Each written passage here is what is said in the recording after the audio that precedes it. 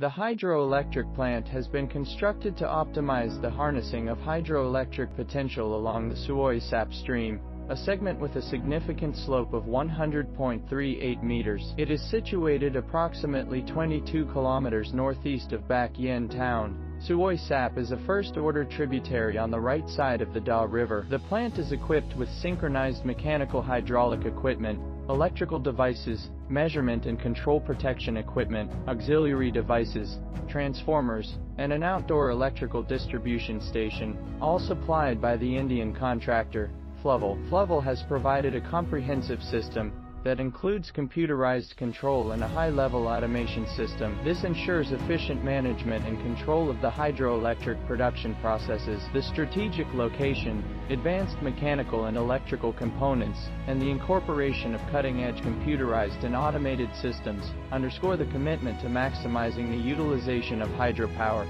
from the Suab stream.